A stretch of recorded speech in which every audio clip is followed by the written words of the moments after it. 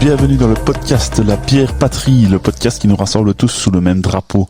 Moi c'est Karetch et nous allons parler bière dans ce podcast. Chers bières patriotes, bienvenue dans ce nouvel épisode du podcast La Bière Patrie. Aujourd'hui, j'ai le plaisir de recevoir une brasserie basée à Comblain-au-Pont ou en tout cas aux alentours. Ils nous le diront si c'est exactement ça. L'année dernière, à la Cité de la Bière, d'ailleurs, on les salue et j'en profite pour vous rappeler que l'édition de cette année se déroulera dans quelques jours, les 7, 8 et 9 mai prochains, au musée de la Vie Wallonne. Donc bonjour à Christophe et à Damien, les deux frères. Donc je disais, l'année dernière à la Cité de la Bière, j'ai croisé la route d'un de mes invités du jour. Je n'ai pas réellement échangé avec lui malgré la proximité, mais il y avait évidemment des détails qui m'avaient interpellé.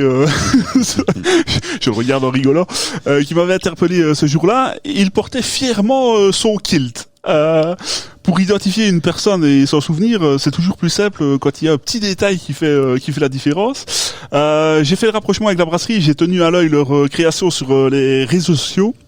Après quelques échanges conviviaux via la technologie, donc les réseaux sociaux, ils sont en face de moi aujourd'hui. Bonjour Jean et bonjour Arnaud. Bonjour Karetch. Vous allez bien? Ça va bien et toi? Bah écoute, ça va même plutôt très bien. Je suis content d'enregistrer avec vous et d'échanger plus longuement parce que on s'était croisés du regard en mai l'année dernière, mais c'est vrai qu'on n'avait pas réellement échangé. Donc c'est ça, on s'est croisés. Maintenant tu parles du kilt. Le kilt, c'est tous les brasseurs qui le portent lorsqu'on a un événement. Donc voilà, on est reconnaissable pour ça. On a tous un kilt en événement. Mais c'est vrai que cette fois-là, tu te baladais un petit peu, donc c'est toi que j'avais. Je suis pas souvent dans mon stand, donc ouais, c'est ça. On me voit plus dans le stand des autres que dans le nôtre. Ouais, mais tu démarches, c'est ça. Exactement.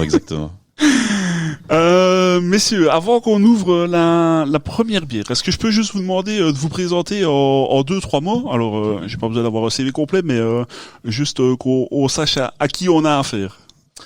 Je commence. Oui.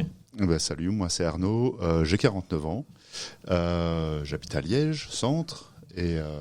Condoléances. Merci. Alors, pardon, pour ceux qui nous écoutent de plus loin et qui ne connaissent pas la ville, pour l'instant, c'est quand même récurrent. Aller ou sortir du centre de Liège, c'est un petit peu rock'n'roll, donc voilà. Je sais pas si tu restes à l'intérieur de Liège, mais même je sors, mais je suis du bon côté, donc ça va, j'ai de la chance. Je pars dans le bon sens. Enfin voilà, désolé, mais c'est parce que pour l'instant, en plus, l'actualité fait que c'est assez rock'n'roll pour l'instant. Enfin, soit, ça n'avait rien à voir avec la bière, mais... Et voilà, je brasse maintenant avec Full Time Ops depuis 15 ans. 15 ans. On va reparler de l'historique, parce que je pense que, contrairement à Jean, tu étais là dès le début, donc... C'est ça, donc l'idée, c'est Eric, qui malheureusement n'est pas avec nous ce soir, qui a lancé l'idée de la brasserie. Ouais, ben on va en reparler, parce que vous n'étiez pas que tous les deux non plus, si je ne m'abuse. Et toi alors Jean Donc moi c'est Jean, oui, 38 ans puisque tu dis l'âge, 38 ans et je suis cheminot, donc voilà. Et moi je viens du côté de Hamoir sur les bords de l'Ourthe à proximité de Durbuy. Alors, comme tu l'as évoqué, je vais le dire en direct. Ce sera pas en direct du coup parce que c'est enregistré, mais je te le dis là en face. Tu as le bonjour de Monsieur Mikey. Oui. Il m'a dit que vous étiez collègues de loin. Enfin, vous étiez cheminots tous les deux, donc. Exactement. On a travaillé sur les trains ensemble. Donc voilà, je remets le bonjour. Messieurs. Maintenant qu'on vous a présenté, est-ce qu'on n'ouvrirait pas quand même la première bière parce qu'il commence à faire un peu... Excellente idée. T'as de quoi ouvrir? Mais sinon, moi, j'ai pas dit, j'ai aussi de quoi ouvrir. Enfin, vous faites avec ce que vous voulez, comme vous le voulez. Alors, ici, la première bière, on va, si je ne m'abuse, boire la bière que vous appelez l'Apogée. Et c'est la première bière que vous avez faite ? Absolument, donc d'où son nom. On a commencé directement par l'Apogée. Merci. C'est une bière donc qu'on fait, c'est la seule même bière qu'on fait depuis que la brasserie existe. Oui. On aura peut-être l'occasion de reparler de tout ça, mais toutes les autres bières, c'est des bières one shot. Oui, on va en reparler. Oui. Et donc c'est une bière ambrée. On dirait français quand tu dis ça. Ah, t'es français, c'est pour ça. Il a balancé. C'est une bière, c'est une ambrée. Et c'est une bière tourbée et aromatisée au whisky. C'est ça, on fait infuser des copeaux de chêne qu'on a au préalable imbibés de whisky. Oui. Et alors c'est une bière qu'on fait en permanence, mais elle a quand même un petit switch à chaque fois. C'est que pour chaque brassin, on change le whisky qui infuse les copeaux de chêne. Ah, ok.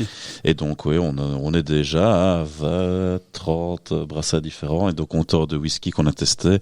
On a des fois un peu dérogé en prenant un bourbon ou l'autre. Mais voilà. Et ça, vous l'indiquez à chaque fois sur l'étiquette ou non, c'est... Non, sinon ça coûterait trop cher en étiquette de devoir l'indiquer à chaque Oui. fois. Maintenant, si quelqu'un vient à la brasserie et pose la question, on peut à chaque fois dire de quel whisky a été utilisé Oui. pour imbiber les copeaux. Mais voilà, principalement on reste sur Islay, donc une île écossaise sur laquelle ils font distiller des whisky bien tourbés. Oui. Et donc voilà. Vous êtes fan à la base de whisky tourbé. Je suppose que c'est pour ça que vous avez... On est fan de whisky tourbé, on est fan d'Écosse. On est fan de whisky même tout court, les tourbés en particulier. Ouais, non, on aime bien ça. Bah, après, le kilt déjà annoncé un petit peu là. C'était un indice. Donc tu l'as dit par rapport à la couleur. Alors on parle d'ambré. Moi j'ai un petit côté orangé cuivré quand on la met à la lumière. Enfin, du studio. Je dis toujours le studio, mais C'est un beau studio. c'est un studio mobile. La mousse, on a une mousse un tout petit peu blanc cassé. Elle est très jolie la mousse et elle tient bien. Il n'y a pas d'ajout directement de whisky. Hein. C'est les copeaux qui ont infusé dans le whisky. C'est ça, on fait infuser les copeaux, je pense, une dizaine de jours dans le whisky, et puis après on laisse le whisky dans un seau et on le jette parce que malheureusement une fois qu'il a pris 10 jours de copeaux, il est imbuvable. Et alors on fait infuser pendant 10 jours dans les cuves de fermentation, vraiment à la fin de la fermentation quand elle est déjà rafraîchie. Oui, c'est parce que je pose la question parce que parfois avec l'alcool la tenue de la mousse est un peu moins bonne, mais ici malgré que ça fait déjà maintenant quelques minutes que c'est servi, elle se tient quand même bien, surtout dans mon verre. Enfin, je vois que chez vous aussi. Alors au nez, qu'est-ce qu'on pourrait retrouver au nez, messieurs? Bon, déjà, il y a la tourbe. Ça, on en a. Suivant la fraîcheur de la bière, quand elle est assez fraîche, on a un côté vanillé qui vient des copeaux de chêne. Donc, le copeau qu'on utilisait, c'est du chêne américain medium toast. Comme ça, s'il y a des experts, ils savent ce que c'est. Et alors, oui, ça va vraiment donner un côté vanillé, comme on peut retrouver dans les bourbons. Alors vraiment, quand je l'ai reçu, j'avais un côté céréalier qui s'exprimait. Maintenant, c'est clairement le côté tourbé et whisky qui vient au nez. Et donc la tourbe, elle vient de deux choses. On utilise du malt tourbé qui va amener déjà de base le côté fumé et vraiment le whisky qui a infusé dans lequel les copeaux de chêne ont été infusés va aussi apporter un côté tourbé. Donc il y a vraiment deux apports de la tourbe dedans. Super, ben on en a bien parlé, on va quand même la goûter. Hein. Santé à vous.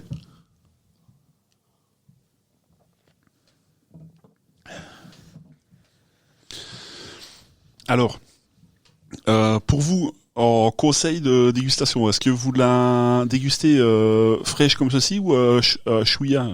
Le terme n'est peut-être pas bon. Elle est peut-être un tout petit peu fraîche, mais plutôt fraîche quand même. Ouais, ça dépend. Elle se boit très bien fraîche en été et elle se boit très bien tempérée en hiver. Ouais. Pour ça, elle est vraiment tip top. Moi, je l'ai pas dit avant, je le dis maintenant. Je sais pas si je l'ai déjà évoqué. Je pense que oui dans le podcast. Je suis assez sensible à la tourbe, donc il m'en faut pas de trop. Je trouve ça vite écœurant en fait. Et ici, je trouve qu'elle arrive directement, mais par contre après, elle laisse place quand même à la bière. C'est quand même très chouette à déguster. Maintenant, c'est pour ça que je parlais de la température de service, parce que je ne sais pas si la tourbe s'exprime plus fort quand elle est plus à température ambiante, c'est quand elle prend un peu plus de degrés, ou si ça se mettait comme ça. En fait, de toute façon, je vais en laisser un tout petit peu dans mon verre. On aura encore l'occasion d'en reparler un petit peu plus tard avec des questions, mais voilà, je sais pas vous, votre avis, si elle s'exprime plus avec quelques degrés en plus. Moi, je pense qu'elle est un petit peu bridée quand elle est fraîche comme ceci, et c'est d'ailleurs pour ça qu'on a le boisé qui vient quand même assez fort. Et si elle est un peu plus chaude, le boisé perd un peu de place et la tourbe prend de la place. Maintenant, elle va vraiment évoluer au fur et à mesure des mois, et elle va vraiment se transformer. On va perdre d'abord le vanillé, puis on va perdre un peu le tourbe, et le boisé revient un petit peu derrière. Ouais. Donc elle est assez changeante. Elle s'assèche un peu, avec l'âge. Oui. Oui. On n'en a pas parlé, je pense. On est à combien au niveau d'alcool? On est à 6,5. 6,5. Donc, ça va. Pour les Belges que nous sommes, ça va, on est, on n'est pas trop, C'est du sans alcool, ça. Hein. Je suis pas sûr que ce soit répertorié comme ça, mais. Ouais, on ne le met pas vraiment, mais on le pense. Hein. Très chouette découverte parce que je l'avais pas encore goûté, donc je suis content de l'avoir dégusté ici avec vous, et on en reparlera tout petit peu justement pour voir quand elle s'est un petit peu réchauffée et qu'elle aura repris un petit peu l'oxygène. Messieurs, si vous avez écouté l'un ou l'autre podcast, épisode du podcast, vous le savez, il y a une interview qui est commune à tous les invités. Ici, vous êtes deux, donc vous allez pouvoir donner votre avis chacun. C'est l'interview Si tu n'avais. Je lance le jingle et on se retrouve juste derrière.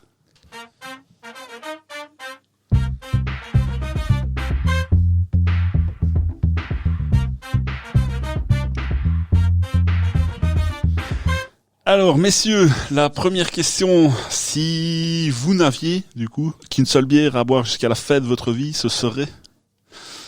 Alors, si vous ne voulez pas dire spécialement une bière, vous pouvez aller sur un style, mais voilà, si vous avez en tête une bière.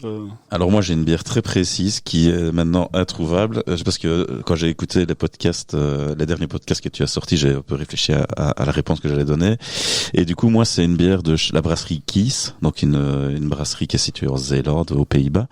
Et alors, il est assez spécialisé aussi dans les bières barriquées. Il y en a une qu'on a vraiment adorée, d'ailleurs, à la brasserie. On a acheté quelques cartons, on les a pas mal vidés. C'est une Midnight Black, donc c'est un Imperial Stout qui était vieilli en barrique de Bourbon et de Naranja, donc un vin un peu orange comme ça. Orange espagnol, ouais. Voilà. Et ça, c'était une tuerie, c'était du pipi de Jésus. Franchement, c'était une tuerie. Incroyable. On en a bu, c'était super fort. On buvait ça comme recette en fait de brassage ou alors en fait d'embouteillage, vraiment, quand on avait déjà pas mal dégusté, on va dire. Et puis on disait, allez, petite recette, on sortait ça, on prenait une canette chacun à 13-14 degrés, c'était une merveille. Et ça doit être, allez, hormis les bières de fête de village ou de café, ça doit être la bière spéciale que j'ai bu le plus. Et ouais, non, c'est vraiment quelque chose d'extraordinaire. J'ai regardé si elle était toujours disponible quelque part, et elle est en rupture de stock partout, elle n'existera plus.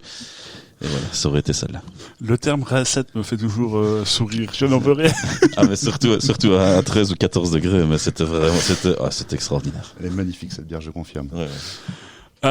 Ok, et tu pars sur le même avis ou tu as Non, parce que même si elle est vraiment incroyable, moi je suis plutôt sur les bières houblonnées. Oui.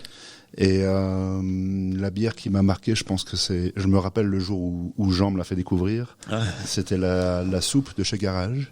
Ok. Garage et du coup cette bière reste une référence pour moi, donc je pense que je partirai là-dessus. Ok, super, merci pour votre réponse. Si vous n'aviez la possibilité de travailler que dans une seule brasserie, alors évidemment, quand je pose cette question-là à des brasseurs, j'ai toujours l'impression de donner la réponse, puisque je suppose que c'est dans leur brasserie à eux, mais est-ce qu'il y a une brasserie en Belgique ou à l'étranger qui vous fait rêver et qui vous intéresserait pour travailler ? C'est effectivement une question difficile, ça. Il y en a évidemment un paquet, il y en a un paquet qui nous font rêver. Mais moi, je resterai un petit peu dans la même idée. Alors, peut-être pas Garage, mais il y a quand même beaucoup de brasseries qui sont assez spécialisées dans les bières, qui sont très fortes dans les bières houblonnées. Donc, peut-être une brasserie comme Cloudwater ou peut-être Blackout, plus en Europe de l'Est, qui font des trucs assez incroyables. Voilà. D'accord. Moi, j'aime bien ça. Et monsieur Jean ? Moi j'aurais bien dit jusqu'à peu Brewdog. Mais bon voilà. Adieu les parts de Brewdog. Sinon, allez, je vais Pohjala à Tallinn en Estonie. C'est ma brasserie préférée. Je vais enfin en Estonie cette année au festival de Pohjala. Et ouais, je pense que si je devais choisir, ce serait là-bas, parce que ouais, j'adore ce qu'ils font. Ils font du houblonné, ils font du barriquet, ils font des trucs vraiment, vraiment sympas. Et voilà. J'irais bien m'installer au bord de, c'est quoi, la Baltique. Alors je dois bien t'avouer que les houblonnés j'ai pas goûté, mais c'est vrai que leur barriquet. Les Cellar Series, Ils sont forts. Ouais. c'est une tuerie. Ouais, celle-là. Et alors, ce qui est fou avec eux, j'ai déjà fait pas mal de festivals, et un des premiers, l'anecdote que je vais donner, c'est que j'avais été au festival c'est comment la brasserie en Angleterre qui a été rachetée, là, par Heineken. Je ne saurais plus dire. J'aimerais Beavertown. Beavertown. Ah oui. Beavertown. Ils ont fait un festival extravaganza, et là j'arrive là-bas, il y a Omnipoyo, une file de fous, Mikkeller, une file de fous, Poriala, personne. Mais vraiment personne. Okay. Je vais goûter, et là, les bières sont extraordinaires. Et c'était vraiment le brasseur, pour moi, le meilleur du festival, et pour moi, la meilleure brasserie. Mais il y avait personne. On va aussi au Belize, et ils sont là chaque année au Belize. Et il y a plutôt personne devant leur stand aussi. Incompréhensible. Non, c'est une brasserie extraordinaire. Et moi je sais pas comment ça fonctionne, mais en termes de prix dans ces festivals-là, tu payes directement au stand ou c'est par ticket? Est-ce que non mais c'est du all-in. Donc tu prends ton entrée qui est de plus en plus cher, en tout cas pour le Billy. Je pense que maintenant on a plus de 100 euros la journée. Avant on était à 70, 80. Ouais. Et en fait tu bois ce que tu veux. Et je posais la question en fait parce que c'est même pas ça qui justifie le fait de ne pas être à un stand ou à un autre. Absolument pas.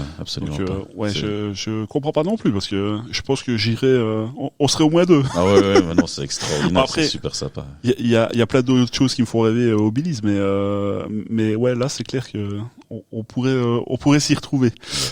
Je sais plus si vous avez répondu tous les deux. Ouais. Pardon. Si vous n'aviez qu'un seul pays brassicole à visiter, alors tu viens un peu de parler d'un pays, mais je ne sais pas si c'est juste pour cette brasserie-là ou si c'est. Non, je pourrais sortir le classique Canada. Ouais. Mais si je veux faire un peu différent, je dirais les Pays-Bas. Il y a vraiment des chouettes brasseries aux Pays-Bas. Les bières sont assez démocratiques. Je sais pas comment ils font pour qu'elles soient si peu chères. Mais quand on voit Kies, quand on voit Jopen, quand on voit Morsleutel, quand on voit Hultje, il y a vraiment des super brasseries. C'est super là-bas. Et en plus, c'est pas trop cher, donc ça fait plaisir aussi. Et c'est pas trop loin. Et c'est vraiment pas trop loin, effectivement. Et toi, Arnaud, est-ce que tu as quelque chose qui te fait rêver? Je partirais peut-être plus sur la Pologne, moi. La Pologne, ouais. Parce que on boit quand même beaucoup de bières polonaises. Hein. Parce qu'ils font des grandes canettes, et ça fait plaisir. Canettes, c'est que des 50. Et quand elles sont bonnes, on n'est pas obligé d'avoir un tout petit verre, on a de beaux verres. C'est vrai. Non, mais c'est vrai, on boit beaucoup de canettes, beaucoup de bières craft, et il y a quand même beaucoup de brasseries polonaises dans ce qu'on boit, donc. Ouais. Et alors, quand vous buvez ce genre de bière craft là, c'est des trucs complètement tordus ou vous êtes quand même dans quelque chose qui... Enfin, pardon, chaque fois que je parle des pays de l'Est, j'ai toujours cette petite pensée pour Brice, à qui, chaque fois que je vois une bière un peu pâtée, alors je sais pas comment je dois appeler ça, mais tu vois, où ça sort plus solide que liquide, voilà. Et c'est vrai que plus on avance et plus les pays de l'Est, malheureusement, je sais pas s'il faut dire malheureusement, mais me faut penser à ce genre de bière-là. Est-ce que vous vous y retrouvez dans ce genre de bière-là ou c'est quand même des bières, alors si on peut dire ça. On boit un peu de tout. On aime bien les choses bizarres quand même. On est polycarburant, il y a tout qui passe. C'est comme un char de la Deuxième Guerre mondiale. On met ce qu'on veut dedans, ça tourne. On aura l'occasion d'en reparler, mais c'est vrai que nous on aime bien sortir un peu des sorciers battus, donc on aime bien que les autres le font aussi. Ouais. On aime bien déguster des choses un peu spéciales. On aime bien être choqué. Si vous n'aviez qu'une seule bière à faire déguster à une personne qui n'en a jamais bu, pardon, ce serait? Ça c'était la question à laquelle j'avais pas de réponse. Ou un style. Compliqué, c'est tellement quelqu'un qui a jamais bu de bière, c'est assez délicat de donner une bière comme ça pour tout le monde parce que ça dépend vraiment des affinités. On sait bien qu'en Belgique on aime bien le sucré, on est plus attiré vers là. Il y a des pays où c'est plus l'amertume ou l'acidité. Donc non, c'est vraiment trop compliqué. Maintenant, si je devais choisir une, j'ai pas. Franchement, je ne saurais pas. J'avais pas de réponse et j'en ai pas plus maintenant. Non, c'est pas facile. Je sais pas ce que je ferais non plus, mais je crois que je brusquerais pas la personne et je prendrais une bière plutôt un peu sucrée. Pas quelque chose de trop typé pour faire une introduction. On parlait au début un petit peu avant le podcast du temps qu'on a mis à apprécier la bière. Oui.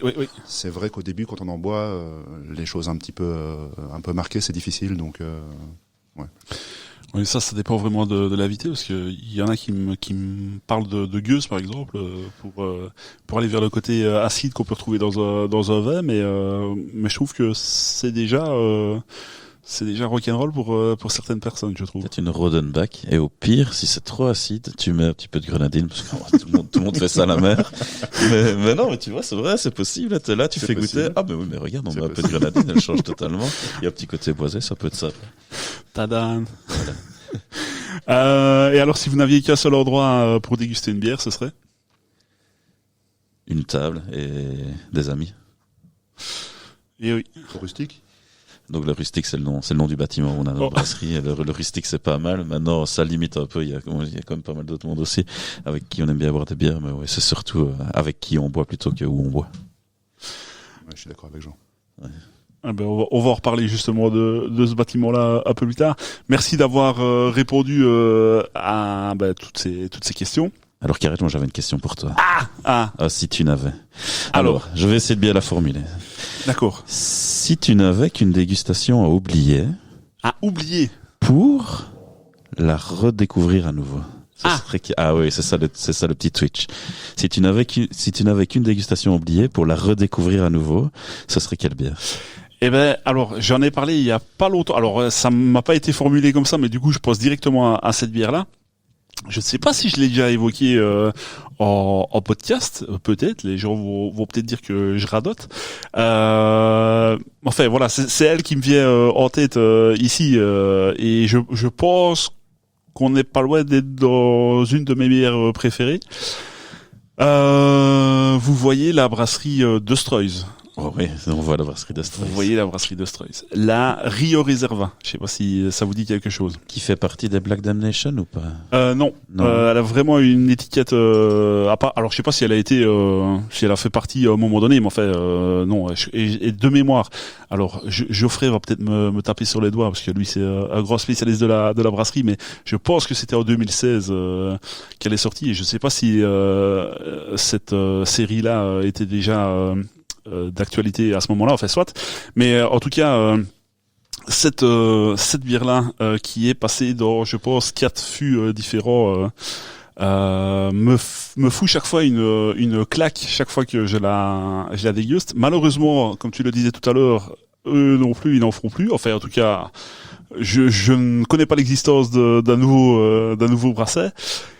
Et donc, je crois qu'il ne me reste qu'une ou deux bouteilles dans ma cave, et chaque fois que je les vois, elles me font comme ça un petit clin d'œil, genre bois-moi, mais je veux pas parce que c'est toujours le même problème. Quand elles sont bues, c'était un très bon moment, mais après on en a plus. On ne sont plus là. Excellente réponse en tout cas. Destroy, c'est génial, ça c'est sûr. On a tous des Black Damnation en cave, je pense. Un petit peu. Ouais. Mais eux particulièrement, alors je dis pas que c'est pas bien, mais c'est vrai que je préfère quand même 1000 fois ce qu'ils font de ce côté-là plutôt que le côté houblonné, parce qu'ils ont fait aussi des IPA et puis même des IPA vieillis, je pense. Je me souviens pas avoir bu d'IPA de chez Stroys, mais oui, les Panpot, les Black Albert, Cuvée Delphine. Ouais.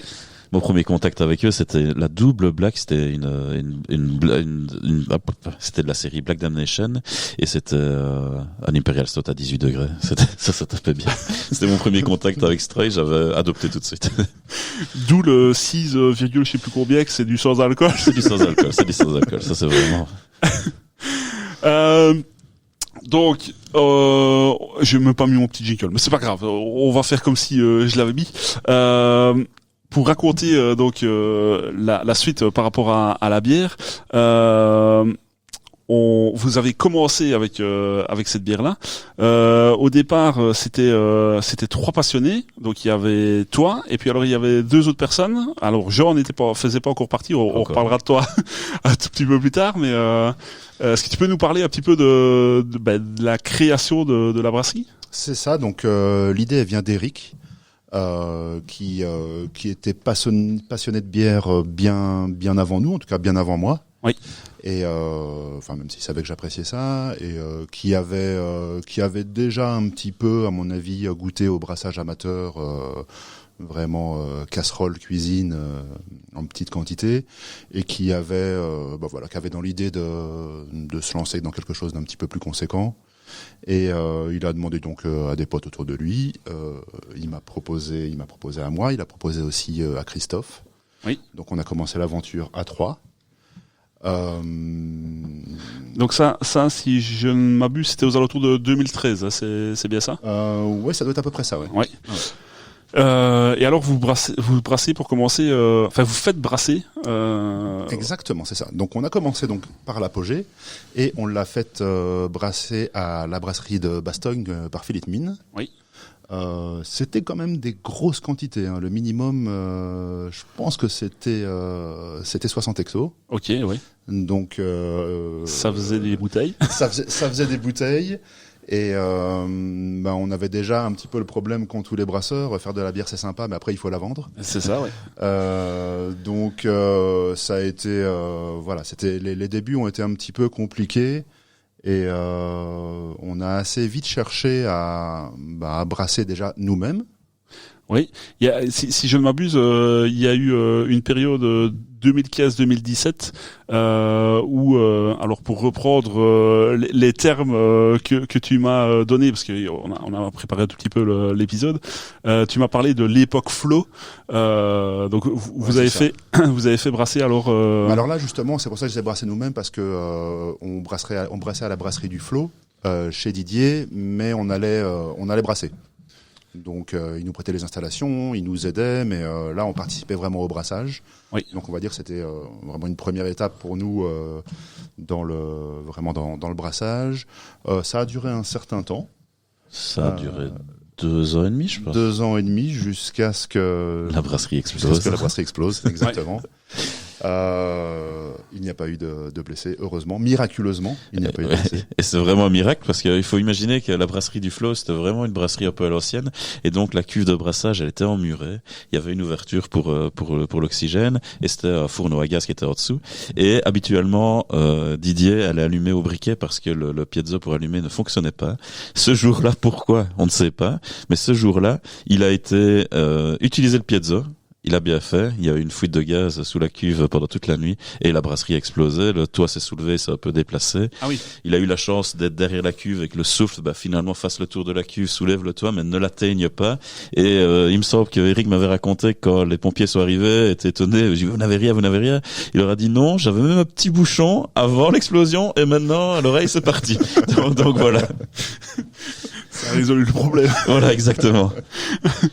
Et donc, du coup, après, vous allez devoir trouver une solution pour. Exactement. Voilà. Donc là, on est un peu mis au pied du mur, et puis l'occasion fait le larron. Finalement, Eric se dit, on va tout simplement essayer de trouver un local pour brasser, une salle de brassage. Oui. Mais entre-temps, on rebrasse chez Philippe Mine, qui a déménagé à Bayonville et qui a créé la brasserie Mine. On brasse chez Mine. Donc on rebrasse un peu là pour avoir un peu du stock et ne pas disparaître en attendant de vraiment trouver le bâtiment. Ouais. Et si je peux me permettre, c'est aussi à ce moment-là que Jean, tu arrives dans la voiture. Moi, j'arrive avant l'explosion. Alors, mon arrivée chez Full Time, c'est un peu spécial. Moi, je suis arrivé pour aller récupérer l'argent chez les gens qui ne payaient pas. Donc, ils avaient un problème. Ah oui, et les gens qui ne payaient pas en 2015, les gens qui ne payent toujours pas maintenant, les brasseurs sauront de qui je parle.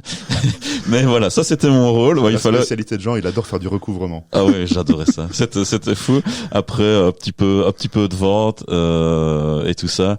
Mais voilà, j'étais pas très fort non plus. Enfin, j'étais plutôt fort pour aller chercher l'argent, mais pas tellement fort en vente. Mais voilà, c'est mon arrivée, c'est dans ces années-là. Tu devais vendre au départ, c'est vrai. Mais j'ai vendu un peu, j'ai regardé les mails, j'étais un peu cherché dans l'historique, j'ai vu, non, j'ai vendu.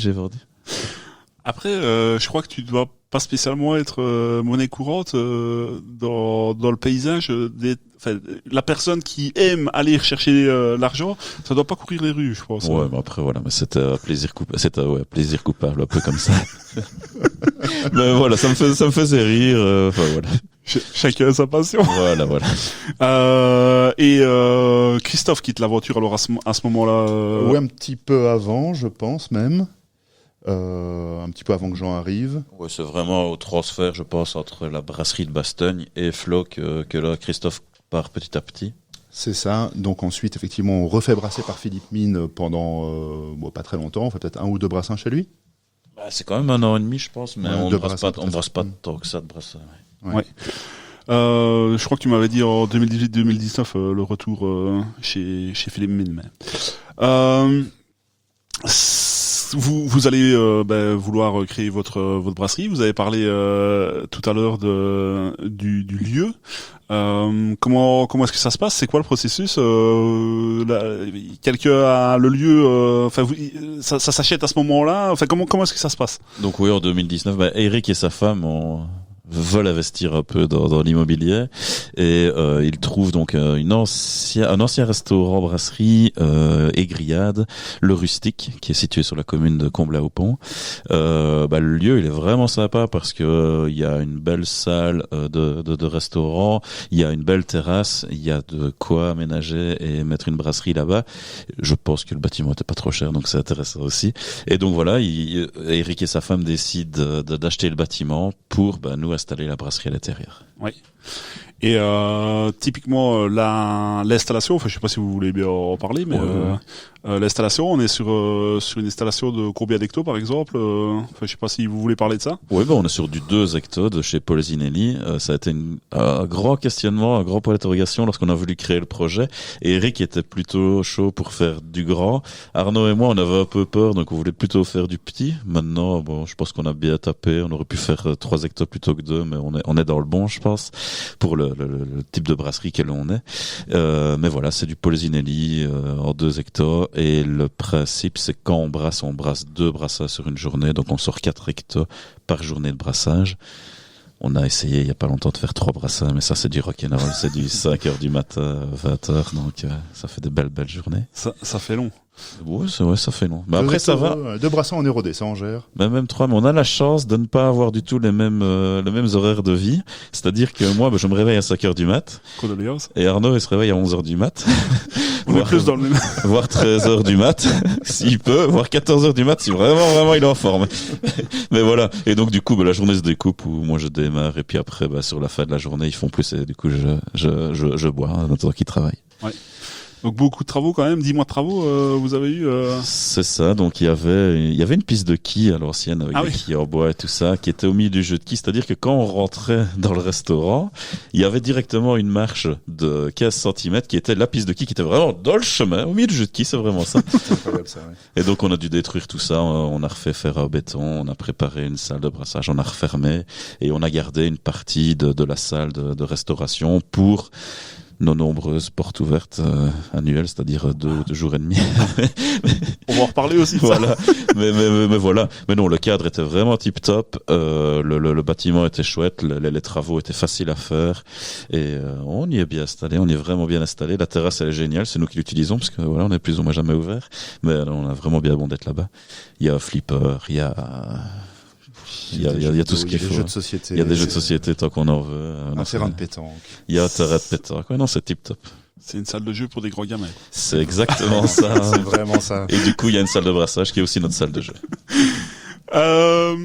Je t'écoutais parler et j'ai remis le nez dans la bière. Je trouve qu'elle s'ouvre un peu et le côté vanillé dont tu parlais fait clairement son apparition. Et ça donne un côté gourmand justement au nez, un côté rond. C'est chouette. Je me demande si je ne préfère pas encore le nez quand elle a pris un tout petit peu le... Mais elle a plus de caractère une fois qu'elle se réchauffe. Elle a vraiment bien plus de caractère. Ouais. Messieurs, est-ce qu'on peut parler du nom de la brasserie? Laisse Arnaud. On peut parler du nom de la brasserie, mais alors là, ça remonte à des époques où ma mémoire te fait défaut. Pourrait me faire défaut. Pourquoi ce nom? Excellente question en fait. On n'en sait rien. On n'en sait pas grand-chose. On n'en sait plus rien. Mais alors surtout que on a parlé un petit peu de nos goûts en bière. Moi j'aime beaucoup maintenant les bières houblonnées, mais à l'époque je pense pas trop. Et puis c'était pas encore. C'était avant les Naipa et tout ça. Oui, ça c'est sûr, c'était avant. C'était bien avant tout ça. Donc je sais pas. Est-ce qu'on a eu une super intuition? On s'est dit non mais le houblon ça va vraiment revenir. Ça doit être un truc comme ça, je suppose. Surtout que si on devait la renommer, on l'appellerait Full Time Polaris. Parce que c'est un houblon qu'on utilise dans toutes nos bières. Mais voilà. Quitte à mettre Full Time houblon derrière, on aurait mis ça. On aurait mis ça, je pense. Ouais. Après, je pense qu'Eric m'avait parlé que Full Time, c'était un clin d'œil au fait que c'était pas du tout votre emploi à temps plein. Enfin, voilà, ça c'est... Exactement, c'est ça. Il y avait pas mal d'ironie, je pense, dans le choix de ce nom. Il faut savoir qu'ils ont un humour très très spécial. Ça pourrait me plaire. On te montrera quelque chose, mais on n'en parlera pas à l'antenne, mais on te montrera quelque chose de génial après. D'accord. Il y a des choses qui ne doivent pas sortir. C'est pas ça, mais on va te montrer, tu verras. Tu comprendras pourquoi. Messieurs, est-ce qu'on s'ouvre la deuxième bière? Oui. Très volontiers. Alors, ici pour la deuxième bière, on va partir sur quel style?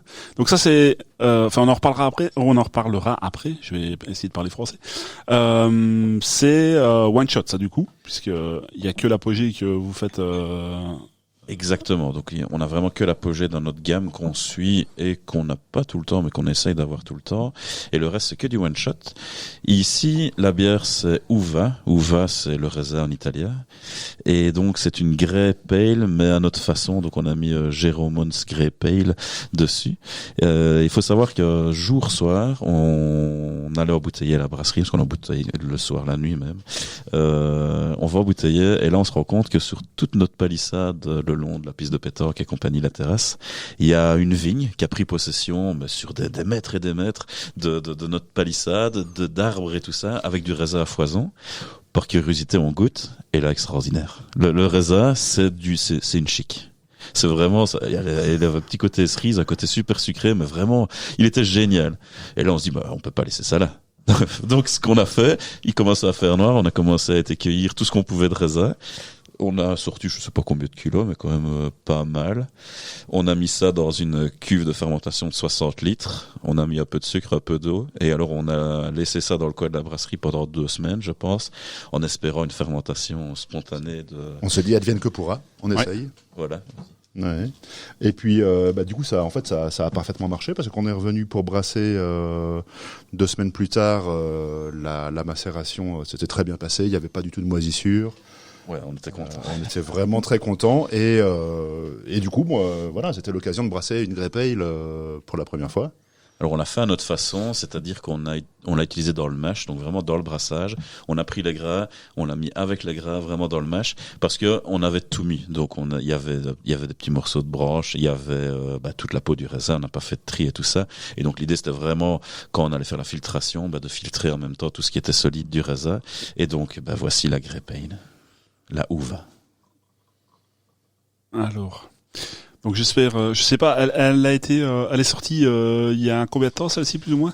Alors hop, elle est sortie on a dû la mettre en bouteille au mois de janvier de cette année. Ah oui, donc il y a toujours moyen de la trouver. Alors, il y en a déjà plus beaucoup. Il y en a déjà plus. Non, faut savoir.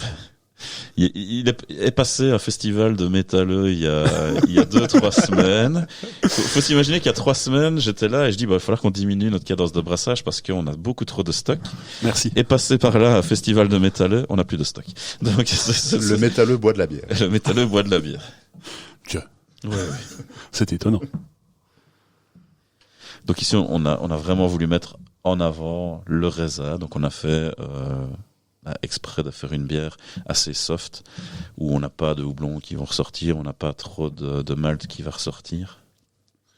C'était notre première expérience avec le raisin aussi. Alors on sent clairement le côté fruité.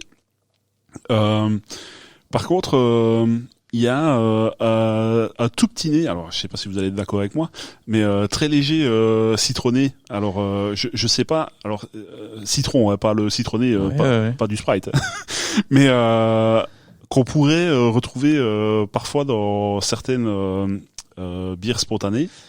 On a fait un finish au Lorbic. À la levure Lorbic ou à la levure Brett. Au Brett. On a fait un finish au Brett. Et d'ailleurs là, moi, je la goûte bien en bouche alors que c'est la première fois que j'ai vraiment le côté bretté qui ressort. Mais au nez, effectivement, je suis d'accord avec toi. Et je pense que c'est assez nouveau. Ouais, ça vient d'apparaître dans la bière. Mais non, c'est quelque chose qu'on voulait. On voulait un petit peu acidifier et donc diminuer le pH de la bière. Mais là, ça commence à se faire. C'est un peu dommage parce qu'il y en a presque plus. Mais voilà. Mais en tout cas, le nez est très très chouette. Alors les gens le savent, ma passion pour les bières acides, donc c'est vrai que je m'y retrouve vraiment dans ce nez-là. La couleur est très chouette aussi. Alors la turbidité est assez intense, plus que sur l'autre bière, hein, sur la première. Et la couleur, alors je sais pas vraiment la déterminer parce qu'elle a je sais pas un petit côté pêche, je sais pas. C'est vraiment le raisin qui a donné ça. Donc Ouais. à la base, sans le raisin, la bière est plutôt blonde. Oui. Et vraiment, le raisin a donné de la couleur. Très légèrement rosé. Je sais pas comment le mélange de la bière blonde avec un petit côté rosé. Enfin, je sais pas comment la déterminer, mais elle est très agréable à regarder. C'est une pêcheresse un peu trouble. Ouais, pêche, c'est assez juste, je pense. Ouais, non. Mais là, elle a bien évolué parce que je l'avais pas encore goûté avec ce goût-là. Et le nez est très très frais. C'est très chouette. Santé les amis. Santé.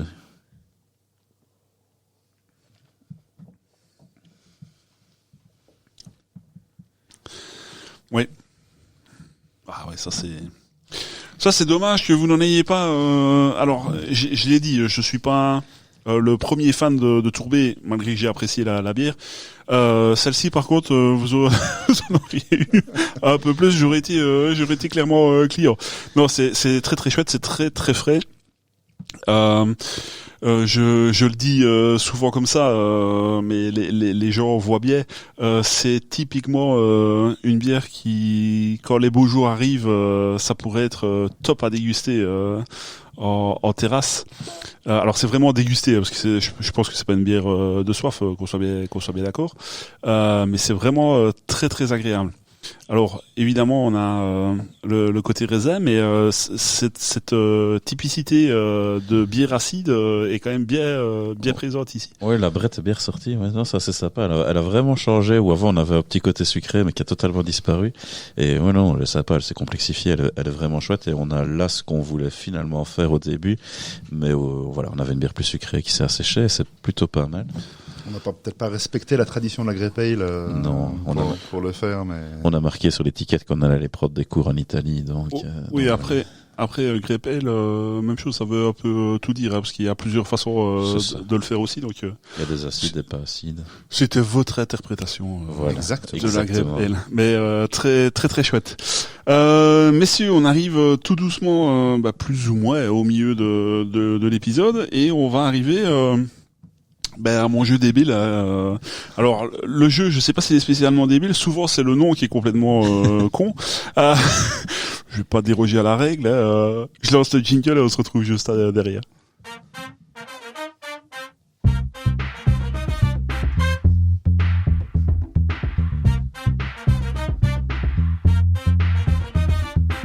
Elle est très chouette cette bière. Elle est très très chouette. Bah écoute, merci, ça fait plaisir. Ouais, mais là vous touchez petite corde sensible. Ça et les gros trucs noirs qui plaquent comme on dit. C'est les choses qui me plaisent. On peut se retrouver là-dessus aussi, je pense. Voilà. Les amis, le fameux jeu, j'ai appelé ça full time mais pas que hop. Ouais, oui. Les jeux de mots à la con. Si vous n'aviez que un houblon, alors vous avez déjà répondu à la question à moitié. Après, vous pouvez changer. Mais si vous n'aviez qu'un houblon à utiliser tout le temps, ce serait lequel? Au niveau de la mérisande, le Polaris, c'est ce qu'on utilise depuis le début de la brasserie. C'est tellement, ça amène tellement d'amertume. On doit faire ça au 10e de gramme parce que ça doit être très précis, sinon c'est super amer. Mais le Polaris. Sinon, en aromatique, toi, je suppose Nelson Sauvin. C'est ironique. Alors, je vois qu'il y a des trucs alors les gens le verront peut-être à l'image, ceux qui nous écoutent pas forcément non, mais on voit directement aux yeux, au sursis que c'était une blague. Exactement. Ouais, c'est une blague. Je sais pas pourquoi le Nelson Sauvin, il a un peu du mal à passer avec moi, alors que j'adore les bières houblonnées. Ouais. Quoique dans certaines bières, quand il est bien dosé, mélangé avec d'autres, je peux trouver ça super, mais souvent je suis pas fan. Non, moi j'aime bien les trucs très marqués, donc j'aime bien les houblons, tous les expérimentaux, les HBC 852, ces trucs-là. Souvent, bon, c'est un peu facile, mais ouais, c'est quand même souvent très bon. Hein. Ok, alors pour celle-là, au-delà de l'aspect technique, parce que on se doute bien qu'on ne saurait pas brasser une bière uniquement avec du malt complètement cramé, mais si vous n'aviez qu'un seul malt à utiliser tout le temps, ce serait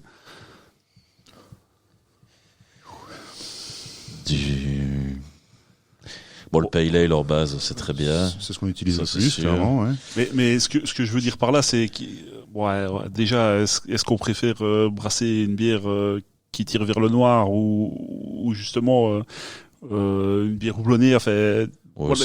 ça, on aime bien. Mais je dirais le malt tourbé, c'est quand même un peu notre petite patte chez Full Time. Ouais, et puis les chocolats, on en met quand même pas mal dans nos bières noires. Ouais. Et ça, on est assez souvent content du résultat, quand même. Voilà. Si vous n'aviez qu'un seul style à brasser tout le temps, ce serait lequel? L'Imperial Stout. Et si possible, barriqué.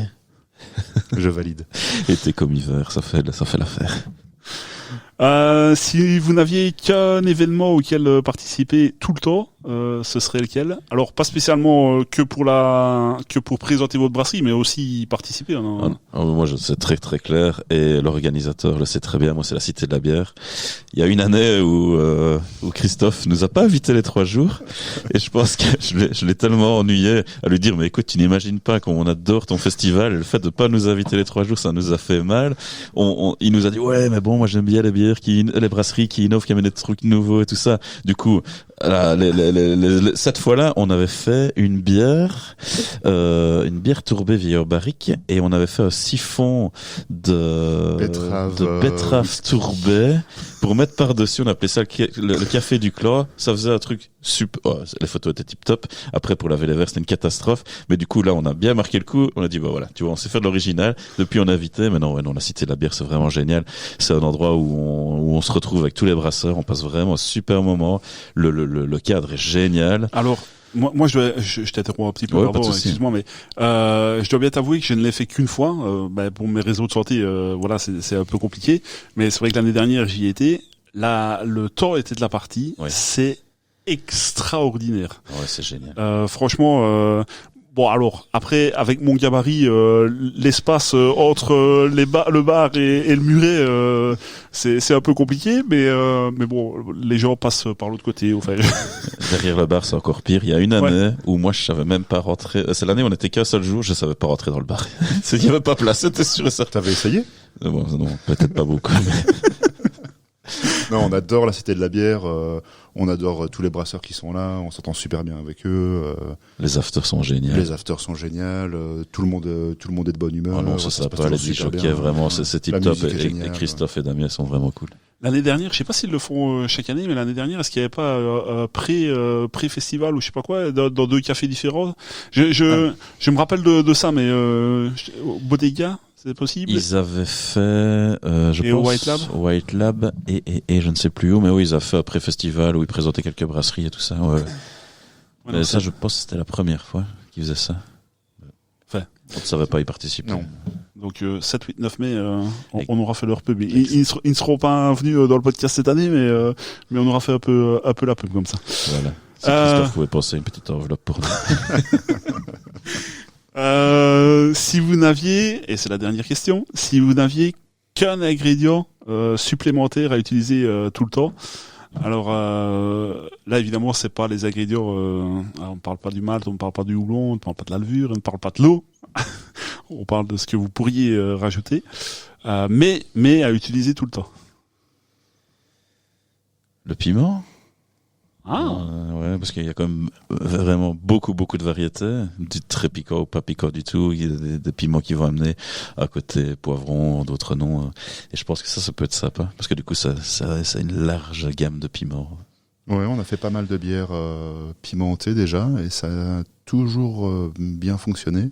Souvent des IPA ou des pale ale qu'on faisait au piment, parce qu'on pense toujours un peu aux bières noires et tout ça, un peu pimentées, mais nous on les a fait sur les IPA, et ça a plutôt bien marché. On aura peut-être une petite surprise pour la Cité de la Bière d'ailleurs. Ouais, d'ailleurs, il faut venir. Oh. D'ailleurs, on aura une surprise qui, normalement, les 3 jours sera différente, donc il faudra venir les 3 jours.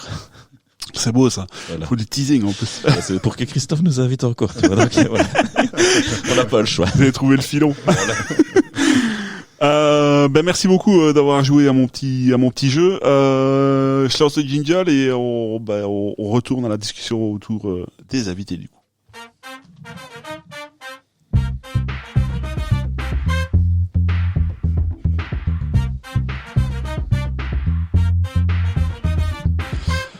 Alors messieurs, on l'a déjà évoqué plus d'une fois maintenant, mais c'est vraiment une volonté chez vous de n'avoir que pas que des one shot, parce qu'on a parlé de l'apogée que vous faites, que vous gardez, mais c'est vraiment une volonté de ne faire que ça. Ça booste la créativité, ça. C'est ça. En fait, notre structure nous permet de pouvoir nous réinventer toujours, de tenter des choses, de pouvoir oser, de ne pas avoir une trop grande pression financière sur ce qu'on fait, et du coup on en profite pour brasser ce qu'on a envie au moment où on brasse, d'avoir aussi des idées un peu connes et de les coucher sur le papier pour après les brasser. Et donc voilà, on a vraiment plaisir à faire du one shot. On n'a pas envie, on a vraiment pas envie de faire les mêmes bières chaque mois. Des fois même l'apogée, on passerait bien au moins sans la faire ou un semestre sans la faire, parce qu'on aime vraiment bien tester, découvrir, avoir des idées, voir ce que ça donne et puis s'améliorer. Oui. Donc voilà, c'est vraiment le plaisir du one shot, il est là. J'ai utilisé ce terme-là dans mon conducteur, booster la créativité, mais c'est pas usant de chaque fois devoir se renouveler. Non, Merci. Non, franchement ça va. On a la chance dans l'équipe d'avoir Eric qui est un très bon cuisinier, du coup qui connaît toutes les épices, qui arrive à bien savoir comment on va s'intégrer les éléments, les ingrédients qu'on va utiliser dans la bière, et du coup on sort des idées un peu stupides et lui il arrive à les mettre en forme. Et ouais, non, c'est vraiment génial. Oui. Et non, on ne s'use pas. On a encore plein de choses. Non, au contraire, plutôt que d'utiliser, je dirais qu'à l'inverse, ça évite l'ennui. Comme on l'a déjà dit, nous on s'amuse beaucoup quand on va brasser. C'est à chaque fois, on sait qu'on va passer une bonne journée, qu'on va bien s'amuser. Ça en fait partie, je pense. Oui, puis on a un petit plaisir quand on ne sait pas trop comment on doit doser quelque chose qu'on n'a jamais utilisé. Ouais, Carnot, c'est facile, on met la bouteille. Mais non, c'est génial. Franchement, c'est génial. Et puis après, il y a un petit peu le doute. Et puis, on ne sait jamais ce qui va ressortir parce que bon, des fois, ça peut foirer. Ça l'a fait très, très peu de fois. Je pense qu'on a jeté deux brassins ou 3 brassins sur 65, 70 différents. Et voilà, non, on adore ça. Ça ne nous use pas. Non, ça nous booste ça. C'est cool. Alors, c'est bien. Les gens ne sont pas, comment dire. Allez, typiquement pour celle qu'on a dégustée juste avant, il n'y a pas des gens qui râlent de ne plus retrouver quelque chose. Alors ça, si, on a souvent le commentaire. Dès le début, hein. Ouais, dès le début. Ouais, la première bière qu'on a sortie à One Shot, s'appelait la JIPA, c'était une Juicy Double IPA. Et celle-là, on nous la réclame toujours, alors qu'on l'a brassée on l'a sortie en 2020, je pense, pile poil pendant le Covid, le début du Covid. Oui, si, ça arrive. Mais voilà, on a ce plaisir-là aussi de dire, non, c'est comme ça. Nous, les recettes, on les fait une fois, et puis c'est fini. Et il n'y a pas on fait une fois, puis on la ressort. Non, c'est une fois, et puis basta. Ok. Top. Alors, d'habitude, c'est moi qui relance un petit peu les invités par rapport à la bière suivante. Ici, vous y allez direct, comme on dit chez nous. On a soif. On doit bien dire qu'on a soif. Est-ce que tu finis ton verre Donc, vous avez servi la 3e bière. Est-ce que vous pouvez nous en parler un petit peu? C'est quoi qu'on va déguster ici? Donc, c'est l'inclusive. Elle est ici. Ah non, elle est ici. Elle est là. Ouais. Je trompe pas de bouteille. L'inclusive. Voilà, tu veux expliquer. Pourquoi ce nom? Parce que c'est une blanche noire. Donc on est sur une recette. On est simplement sur une recette de bière blanche avec essentiellement du froment et les épices de la bière blanche. C'est ça. Et le malt torréfié, c'est du froment torréfié. Voilà, c'est ça. Donc elle est noire, mais c'est la recette d'une bière blanche. Le froment torréfié va apporter une petite amertume et un côté, il va apporter sa torréfaction évidemment. Et voilà, on aime bien faire. Voilà, c'est très full time ce genre de bière. Voilà. En plus, c'était comique parce que moi, je me suis dit, je sais quand j'ai parlé à Eric de la recette, j'ai dit, on ferait bien une blanche noire. Il me dit, tu sais que je t'ai parlé d'une noire blanche. et du coup, on en avait déjà parlé. Ok, c'était pas du tout la même approche, mais c'était la même bière. Donc voilà. Et non, on a utilisé de la coriandre, on a utilisé des écorces d'orange amère et des écorces d'orange douce. Les épices ressortent pas des masses. Pourtant, on a mis le paquet. Mais alors, moi, quand je l'ai mis au nez sans réellement savoir ce que vous aviez versé, c'est le côté torréfaction qui est venu en premier. Limite même, alors pourtant je pense que vous n'avez pas utilisé ce malt-là, mais limite une toute petite pointe de chocolat. Mais c'est vrai que les épices coriandre, je l'ai pas spécialement au nez. Alors on l'aura peut-être en bouche, mais c'est vrai que je ne l'ai pas. C'est vraiment le côté torréfaction qui vient. C'est ce qui ressort au nez, oui, non, et les épices sont un peu cachées derrière, voire même absentes. Ouais, au nez, ça ressemble presque à un porteur. Ouais. Mais du coup, c'est un peu le risque aussi avec la one shot, c'est d'avoir une idée, de la sortir, et puis c'est pas toujours ce qu'on attendait. Des fois, c'est beaucoup mieux, des fois, c'est un peu moins bien, et par 2 fois, c'était pas bon, mais voilà. On attend souvent d'embouteiller avant de faire l'étiquette, parce qu'on sait jamais vraiment ce qu'on doit mettre dessus. Voilà.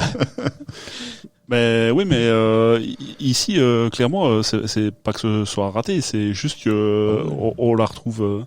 Moi, je ne la retrouve pas au nez. Après, c'est ça. Peut-être que d'autres l'auront. Santé à vous, les amis. Santé, Karech.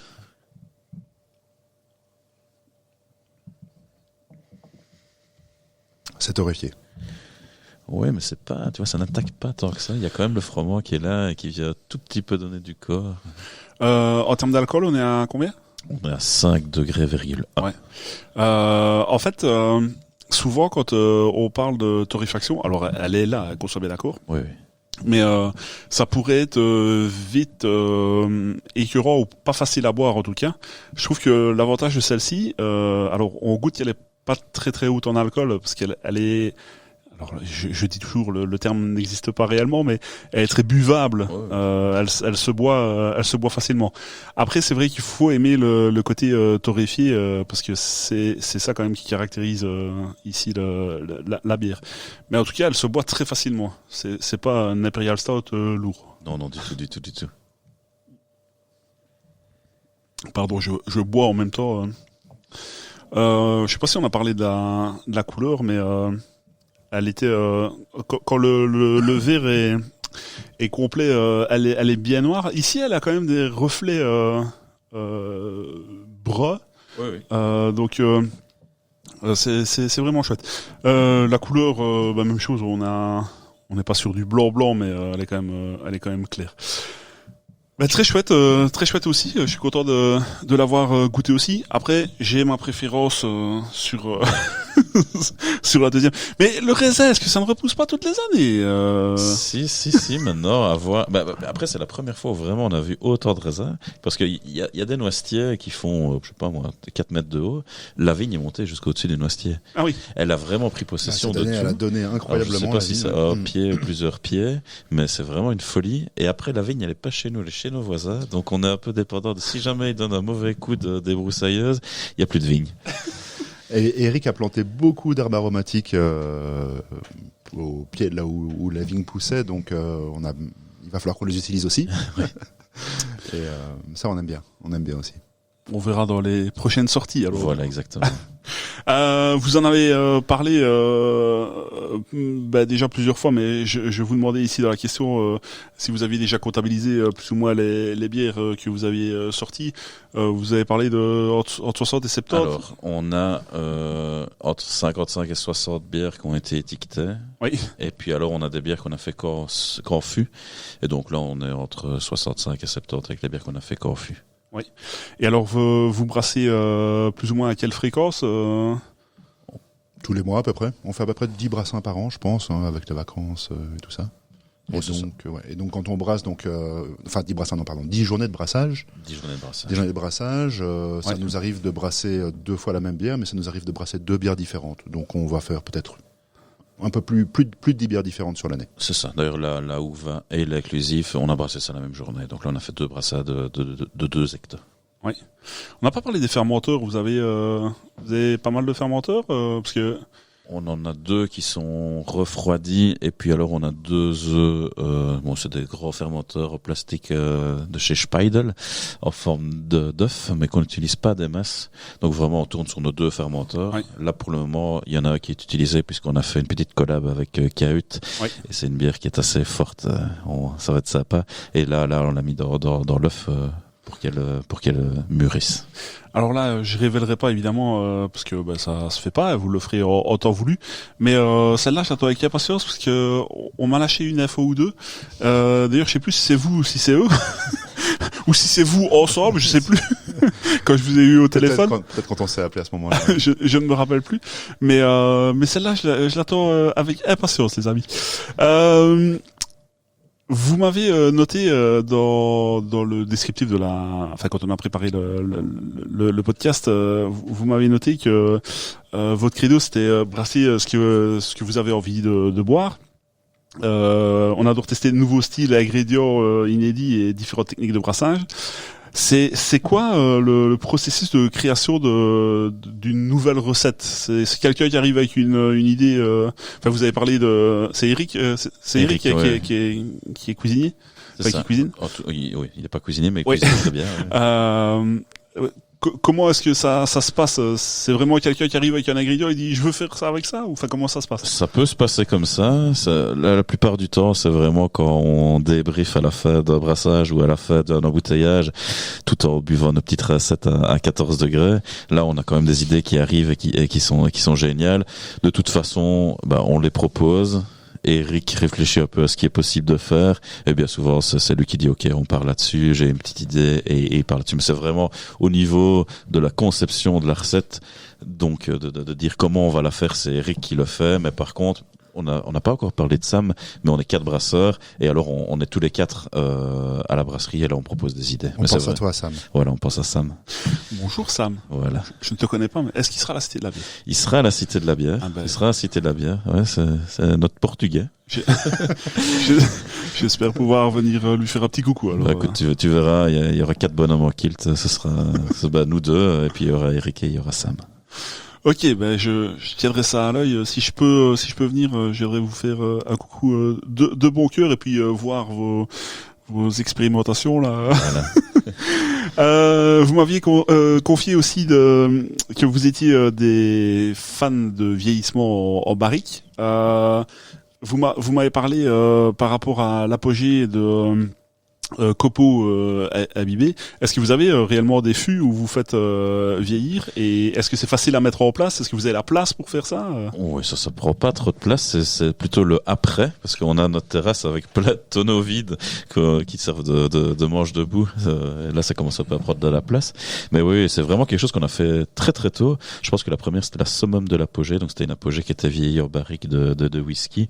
Et là, on parle de 2014, 15 dans ces eaux-là. Et puis alors, c'est quelque chose qui est vraiment revenu assez souvent. D'ailleurs, avec Eric et la Vourie d'Antine, on a aussi fait un festival de bière barriquée. Oui. Je pense que c'est 2016, dans ces eaux-là. Et en fait, on a été trouver 13 ou 14 brasseries. On leur a proposé de faire vieillir leur bière en barrique et de la proposer au festival, tirer directement de la barrique. Ah oui. Ça nous a permis du coup d'avoir pas mal d'expérience, puisqu'on avait des barriques de vin de Bourgogne rouge, de Bourgogne blanc, de la tequila, du whisky belge, du whisky écossais, du rhum et tout ça. Donc on a pris pas mal d'expérience sur ce festival-là. Et puis nous, je ne sais pas quantième barrique on aime, ouais.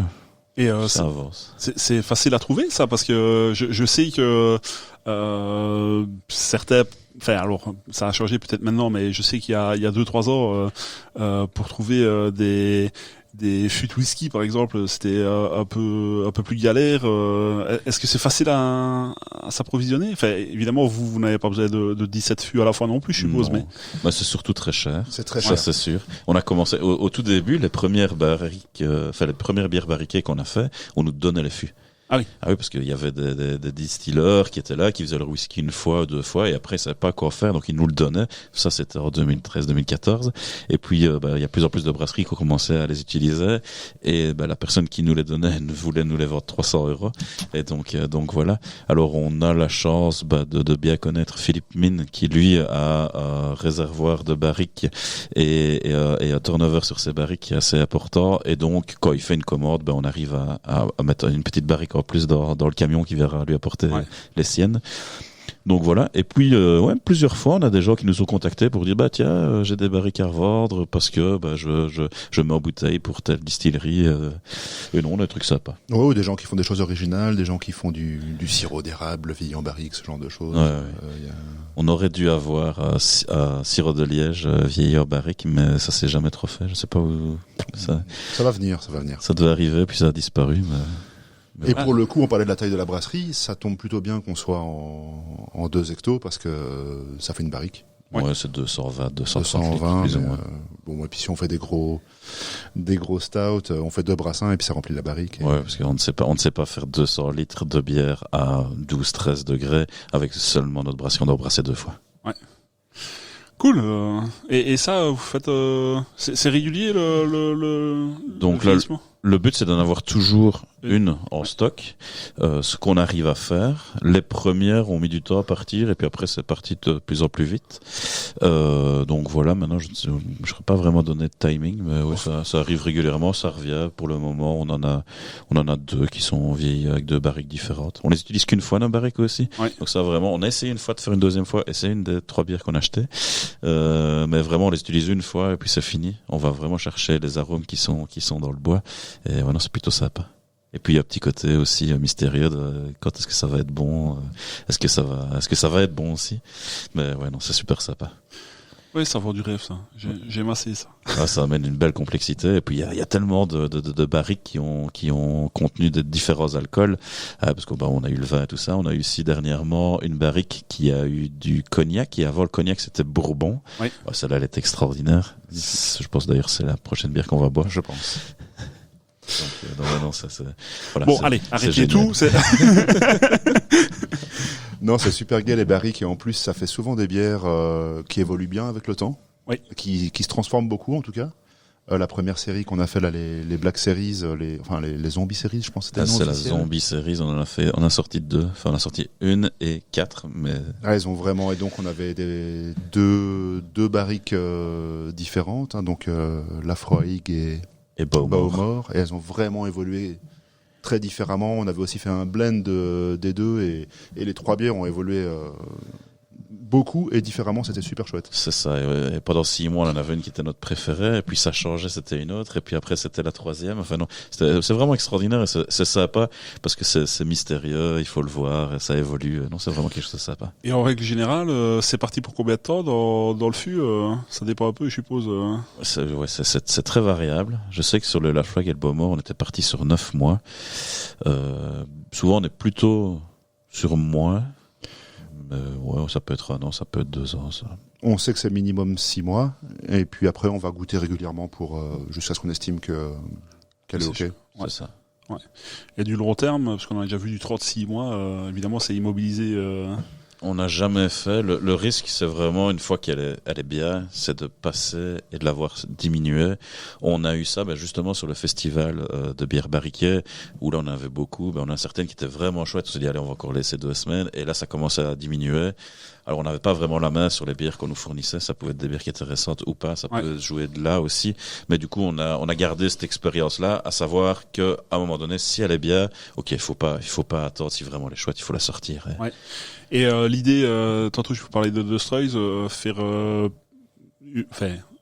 vieillissement multiple, donc passer d'un fût à un autre, ça pourrait vous botter aussi, ou c'est pas quelque chose que vous avez déjà réfléchi Financièrement parlant, quand on utilise les barriques qu'une seule fois, ça devient très cher. Ouais. Parce que je pense qu'ici, nos bières barriquées sont à 100 € le carton de 24, donc on a 4 € une chic dessus. La part la plus importante, c'est la barrique, parce que le temps, vu qu'on est en ASBL, ça ne compte pas, donc ça, il n'y a pas de souci. Mais voilà, ça deviendrait très cher.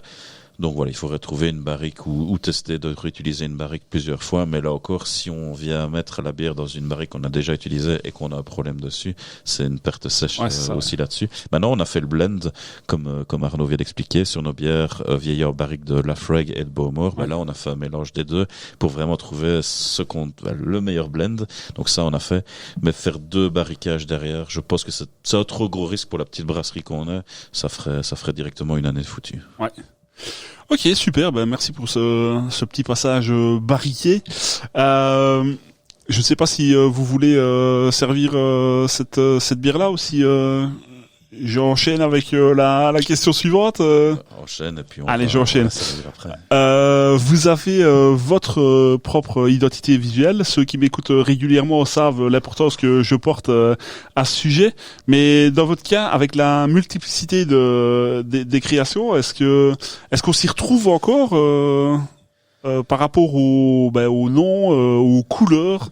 Est-ce que vous revenez de temps en temps sur le même code couleur Alors oui, parce que c'est moi qui fais les étiquettes. Notre designer peut te répondre. Je suis pas du tout graphiste, mais alors absolument pas. Donc j'essaye un peu avec des petits potentiomètres de mettre un peu plus rouge, un peu plus jaune. J'essaye d'avoir quelque chose qui s'habille. Bon, l'inclusif, c'est fait exprès qu'on ne sait pas la lire. Ça, c'était juste moi, un choix personnel de dire je vais faire un truc qu'on ne sait pas lire. Ben voilà. Mais sinon, oui. Après, on a toujours, une bande blanche à droite de l'étiquette où on va retrouver toujours les mêmes informations. On a un petit carré, genre tableau de Mendeleïev sur le dessus avec le numéro de la bière, en tout cas de l'étiquette de la bière pour toutes les bières qui ont été étiquetées. On a le nom, on a la brasserie en dessous. Et alors c'est vrai qu'on a des couleurs qui sont à chaque fois différentes, qui peuvent se ressembler plus ou moins sur le devant. Mais voilà. Maintenant, on est disponible en quantité limitée, aussi en endroit assez limité. Et au final, je pense pas qu'on a besoin d'avoir un visuel très marquant parce que voilà, on a tellement peu de bière à vendre que voilà, ça fonctionne très bien comme ça. On sait que c'est full time up parce qu'il y a les petits bandeaux blancs sur le côté, mais voilà, ça part. Ah mais je trouve que l'identité, on voit tout de suite que c'est vous, donc ça je trouve que c'est bien fait. C'est juste que comme vous en sortez chaque fois des différentes, il faut chaque fois créer. Justement, je crois qu'on a fait le bon choix quand on a lancé cette étiquette. On s'est dit voilà, on n'est pas designer. On n'est pas graphiste et il faut qu'on trouve un truc, un système pour faire des étiquettes différentes à chaque fois. Donc on a fait cette étiquette avec où on peut juste changer en gros les deux couleurs de fond et puis le nom de la bière. On peut juste, c'est parce que c'est pas toi qui le fais. Ouais, c'est facile, Jean, c'est facile. Ouais, ça va, la prochaine, c'est mon défi. Je crois que voilà, Jean, il essaye de rester un peu dans les mêmes gammes de couleurs selon le style de bière. C'est ça. Alors je sais pas si des fois c'est vraiment les mêmes couleurs ou pas, mais il y a une idée derrière que j'essaye de respecter, mais voilà. Le plus gros problème de notre étiquette, c'est quand c'est pas nous qui la collons, les gens la collent à tourner, donc ils vont mettre le full time à l'endroit et le reste à l'envers. Bon, ça c'est un peu un problème. On a eu quelques fois quand la famille venait aider et tout, et puis on leur a dit de ne plus venir. Oui, il faut pas se brouiller non plus avec la famille pour une étiquette. Donc voilà, et il ne faut surtout pas hésiter à aller lire les petites écritures sur le côté là, qui sont verticales, parce qu'on met des petites blagues. Des Easter eggs. C'est en anglais, mais voilà, il y a toujours des petites blagues là-dessus. Ouais. Alors c'était pas dans mon conducteur, mais sur le temps que vous servez, si vous voulez bien la suivante, je vais quand même vous poser la question. Je l'ai déjà dit plusieurs fois à d'autres brasseurs, mais je sais pas pourquoi ici je ne l'ai pas mis dans mon conducteur. Le choix bouteille canette, vous y avez déjà pensé? Dites-moi ce que. On aimerait faire de la canette. L'objectif initial était de partir sur de la canette, mais c'était trop compliqué parce que pour notre taille, on allait partir sur du matériel très amateur et très pas spécialement fiable, on va dire. Donc on allait vraiment chipoter là-dessus. Donc on est parti sur la bouteille. Mais voilà, à la base, l'idée était de partir sur la canette. Aujourd'hui, on est parti là-dessus. Ça va être difficile de s'en écarter au vu de l'investissement qu'il faudrait faire pour faire de la canette. Oui. Alors, on sait qu'il y a des gens qui ont des superbes idées, comme justement Mathieu et Juliette de la Cahute, qui ont une canneuse mobile. Et alors là, le problème, ça devient le volume. Oui. On n'a pas un assez grand volume que pour pouvoir utiliser leur service. C'est ça, oui. Donc voilà. Maintenant, on n'a rien contre la canette. On a même plutôt pour. Et d'ailleurs, je vais dire que les bières qu'on achète, nous, pour boire, elles sont principalement en canette. C'est très rare quand on a de la bouteille. D'ailleurs, si un jour vous venez à la brasserie, vous allez voir, on a un mur de canettes. Qu'on a mis sous plexi, mais il y a un paquet de canettes. Merci. Donc voilà. C'était une envie, mais on n'a pas eu le choix au niveau de nos volumes et tout ça. Il fallait partir sur de la bouteille. Ok. Voilà, c'était pas dans mon conducteur, mais c'est vrai que même pour le visuel, c'est pour ça que j'ai pensé à ça. C'est vrai qu'on sait que sur la canette, on est un peu plus, enfin pas libre, mais on sait mettre un peu plus, mais voilà. Je l'ai noté On va d'abord déguster, parce que je ferai la question après. On va en profiter qu'elle est servie et bien servie. Alors déjà, si je peux dire quelque chose sur cette bière-ci, c'est la mousse. Très très belle tenue de mousse et bien dense. Je le répète, les gens qui m'écoutent le savent, j'ai des petits verres de dégustation qui ne sont pas toujours adaptés au bout au service, mais là en l'occurrence la mousse c'est particulièrement bien en tout cas assez pour que je le souligne comme ça. Bah, merci. Alors en termes de couleur, qu'est-ce qu'on pourrait dire? On est sur même chose à cuivré clair. On t'a même pas encore parlé de ce que c'était comme bière. C'est vrai. C'est une Imperial Saison. D'accord. Qui fait 9 degrés 5, je pense, c'est ça? Oui, c'est bien ça. 9 degrés 5. Et donc, qui a été vieilli en barrique le fameux, alors on appelle la barrique, le barrique de Bougnac. Donc, c'est Bourbon Cognac. Ok. Voilà. Et donc voilà. Donc, au niveau de la couleur, ouais, je pense qu'on peut, moi, j'ai la dernière parce qu'il y a du fond dans le mien. Oui, Alors, désolé, vous avez un peu si je peux me permettre, regarde. Oui, Il y en a partout, là. Ouais. J'en ai mis un peu à tout le monde. Pas de jaloux. T'as roulé vite. Sur les petits chemins de campagne et ça a tout mélangé. Bravo. C'est pas très grave. On va souper aussi. Alors, au nez, qu'est-ce qu'on peut dire? Alors, je trouve qu'on a quand même l'alcool. Alors, je suis pas expert en cognac, mais je pense que c'est probablement plus l'aspect cognac qui se révèle ici dans la bière. Au nez clairement en tout cas. On Ouais. a quand même bien aussi la vanille, quoi, du bourbon qui est vraiment bien présente. Ouais.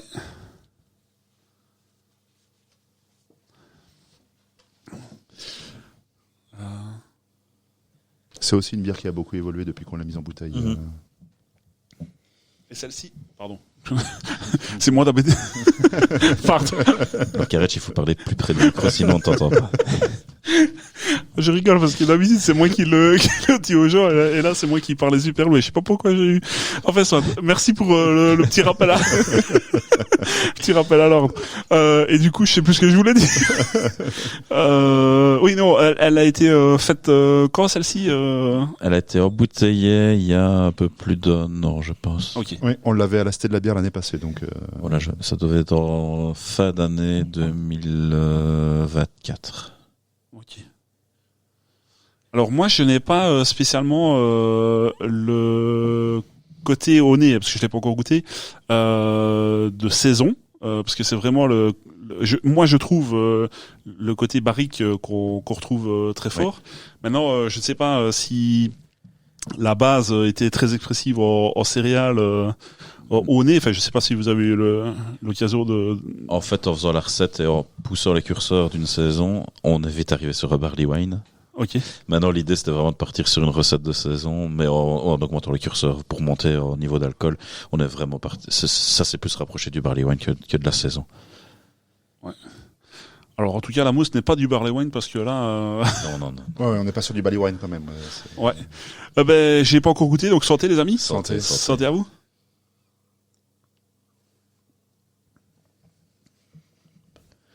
Ça, pour moi, c'est ma bière préférée de chez Full Time Apps. Donc, attention à ça que tu dis. Non, il y a énormément de rondeur. Alors, c'est bizarre de dire ça d'une saison, enfin, Imperial saison. Parce que, alors, dans mon idée à moi, quand je bois une saison, j'ai plutôt une attente d'une bière sèche. Oui. Ici, on a quand même clairement la rondeur, à mon avis, du passage en barrique. C'est très très très agréable. Moi, évidemment, là, ça me parle. Mais c'est vrai que l'aspect à l'aveugle, l'aspect saison, je l'aurais pas retrouvé. Non, la barrique l'a vraiment complètement transformé. Ouais. C'est ça qui a vraiment pris le dessus.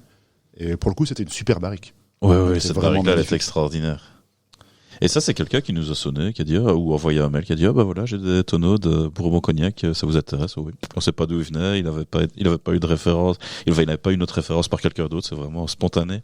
Et c'était une très bonne idée. Bah, tu vois, pour le coup, tu disais plusieurs passages en barrique. Bah, là, une barrique qui a fait Bourbon et Cognac. Oui. Nous, on saute sur l'occasion, Voilà. on n'hésite pas. Hein. Oui. Par contre, il y a quelque chose au nez que j'arrive pas à déterminer. Quelque chose d'un peu plus complexe, mais j'arrive pas à... Moi, j'ai un peu le nez bouché, donc j'avais des bonnets. Il y a juste ce qui filtre que j'arrive à sentir, mais... Enfin, en tout cas, très très chouette. Le taux d'alcool, 9,5. Ça, par contre, quand on a dégluti, je sais pas si on dit tout, enfin avalé, quoi. Ouais. Je trouve qu'elle réchauffe quand même un peu les cœurs. On le sent que c'est là. Alors, est-ce que c'est le côté aussi barriqué qui a donné un tout petit peu ce côté-là, mais ouais, l'alcool, on le sent quand même. Je trouve, il est bien présent. C'est vraiment une bière qu'on apprécie parce que oui, on a un nez, puis après on a une bouche qui est assez différente, on a une rétro-olfaction qui est vraiment sympa aussi. Une belle complexité, ouais, on la trouve assez... Ouais, on avait ça l'année passée à la Cité de la Bière et on va dire on la faisait goûter à tous les brasseurs présents, ouais, ils aimaient plutôt bien, ça nous faisait bien plaisir. Non, elle est très très chouette. Et par contre, quand même bière fermentée parce que la pétilleur c'est quand même clairement là. Oui. Ce qu'on pourrait quand même, en fait, dans une barriquée, parfois la pétilleur se retombe un peu, mais là c'est quand même chouette aussi. Enfin, elle est vraiment bien. Alors, je sais pas si c'est un compliment pour vous ou pas, mais ce qu'on pourrait justement retrouver d'une barriquée de chez Mine, franchement, c'est chouette. Ça nous fait bien plaisir. C'est un compliment. Ouais, oui, parce que honnêtement, alors j'ai jamais eu la chance d'échanger avec eux, mais pour en avoir quand même bu 2-3 chez eux. Et quand je dis 2-3, c'est gentil. C'est vrai que la barrique, il l'a travaillé quand même particulièrement bien. Une belle expérience. Il a vraiment un panel de barriques différentes qui est super sympa. Il fait des trucs très très bons. Ouais. Là, il a sorti du whisky qui est très bon aussi. J'ai pas goûté. Il a sorti 3 whiskies, ils sont vraiment sympas. Faut que j'arrête. C'est dur. Oui, il faut choisir ses batailles. Non, mais voilà. Après, Philippe, ouais, il a des bonnes idées, ils sont des trucs vraiment sympas. Ouais. Je crois savoir, on en a parlé, il y a déjà qu'il y a une collab qui va arriver avec la Cahute. Est-ce que c'est quelque chose qui vous fait vibrer les collabs? C'est quelque chose que vous aimeriez Alors moi oui, je pense que je leur casse les bonbons depuis 3 ans à faire des collabs. On casse aussi un peu les bonbons des autres brasseurs, pour en faire. Moi c'est quelque chose, voilà, on est arrivé à un moment donné, à un moment à la brasserie où j'ai vraiment envie de ça, de partager, de faire ça. On en a fait jusqu'à présent 2, donc une avec la Cahute qui est en ce moment en fermentation.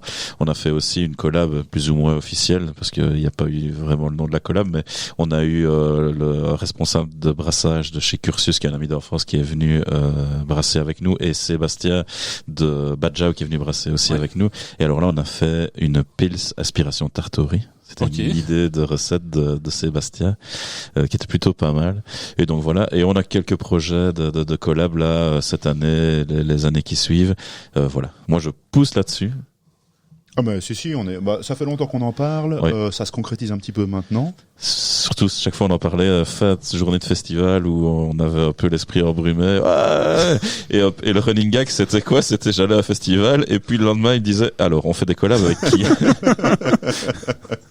Donc, voilà. Mais ouais, ça se met en place. C'est quelque chose qui est vraiment sympa.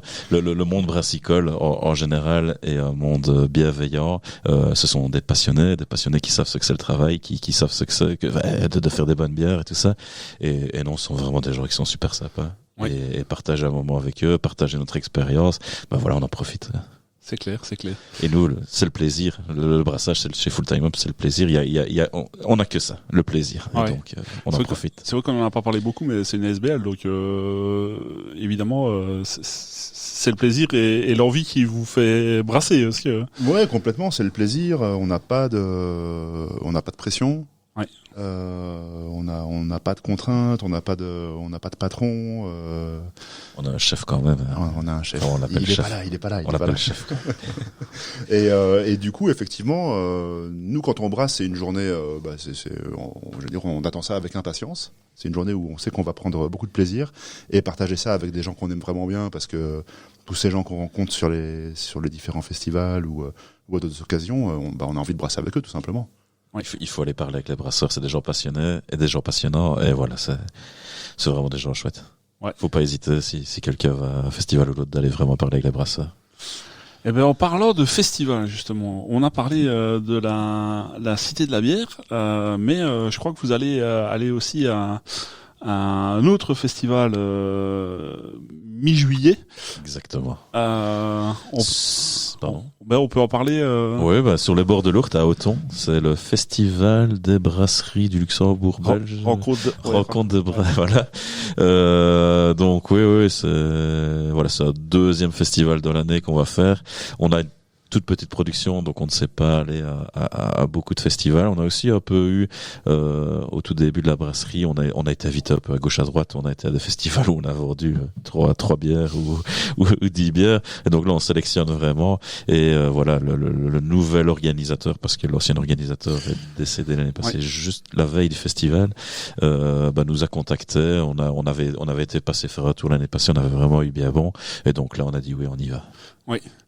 Alors, il n'est pas impossible, c'est pas encore signé, comme on dit dans les dans les grandes organisations, mais il n'est pas impossible qu'on retrouve l'organisation de ce festival à la fête cette saison du podcast. Donc, normalement, vous devriez entendre parler de cette organisation un tout petit peu plus tard dans la saison. Ben voilà. Comme quoi.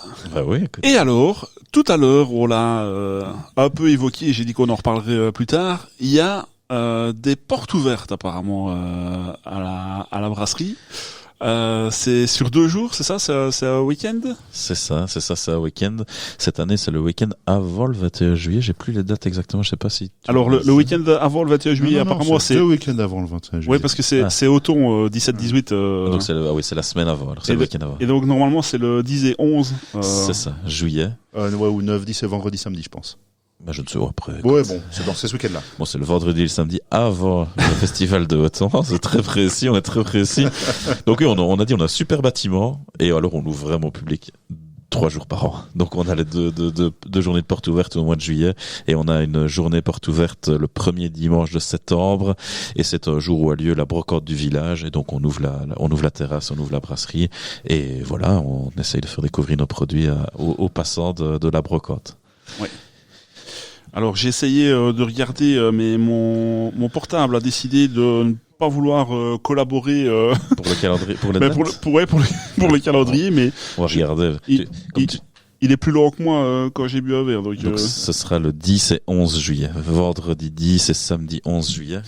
Donc c'était bien les bonnes dates alors que j'avais. Voilà. Donc n'hésitez pas. En fait, de toute façon, je le répéterai encore un petit peu plus tard, mais n'hésitez pas à aller sur les réseaux sociaux. Je suppose que notre community manager est très actif sur les réseaux sociaux. Alors j'ai un peu regardé. Je pense qu'on a bonne année. On a les portes ouvertes. On annonce la Cité de la Bière et puis c'est bonne année de l'année avant. Donc voilà, on est un peu limité au niveau. Bah, après voilà, on n'a pas besoin. Et moi je dois me faire un peu mal à aller là-dessus et commencer à écrire des choses et tout. Donc voilà. Alors moi tout ce que je peux dire de mon expérience personnelle, c'est que j'ai envoyé un message, j'ai eu une réponse très rapide. Donc si même ce n'est pas noté sur n'importe quelle page, si on contacte apparemment on répond facilement. Donc voilà. Sauf si on nous demande des étiquettes, mais voilà, à part ça on répond tout le temps. Moi j'ai pas demandé ça. Non, mais c'est un fléau. Je sais pas si t'as déjà des brasseurs qui t'ont parlé de ça. Alors pas avec une intensité comme tu le décris, mais oui, j'ai cru comprendre qu'il y avait ça et les capsules. Ah ouais, c'est une catastrophe. Écoute, les gens nous envoient de l'argent. Oui, on a quelqu'un qui nous a envoyé une enveloppe avec 5 € dedans et une autre enveloppe pour lui renvoyer. Donc ça c'est la seule personne à qui on a envoyé. Mais il faut pas le faire. Hein. Mais c'est la seule personne à qui on a renvoyé. On a renvoyé son billet avec nos étiquettes. Donc voilà, on n'avait pas besoin de sous. Mais par contre des enveloppes, oui, on nous envoie des enveloppes, on nous envoie des emails. Il y a une personne qui nous a déjà envoyé 10 emails. Je lui explique non. Et puis après je deviens un peu plus agressif et là il dit oh. Mais je dis ouais, mais écoute, 10 fois ça devient beaucoup. Mais non, ça le fléau des demandeurs d'étiquettes, c'est une catastrophe. Ah oui, écoute, tous les brasseurs le savent, c'est une catastrophe. On se demande, mais comment ils nous connaissent, ces gens-là? On a des Ukrainiens, des Russes, on a déjà des gens de super qui nous disent, je vais vous envoyer une enveloppe, avec de l'argent, dites-moi combien c'est le temps pour le retour dans mon pays et tout ça. Ouais, non, ça vient de partout, ça. Après, Si je peux me permettre, il y a Untapped, hein, ça, Oui. ça c'est une chose. Et comme vous avez que des one-shots, vous avez tout le temps des autres étiquettes, donc C'est forcément, tu titilles un peu aussi.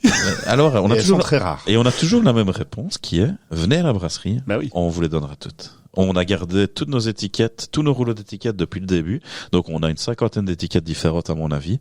Si quelqu'un vient à la brasserie et veut des étiquettes, on lui donne tout ce qu'il veut. S'il veut tous les 50 rouleaux, on lui donne les 50 rouleaux. Parce que nous, on les a juste gardés pour les donner.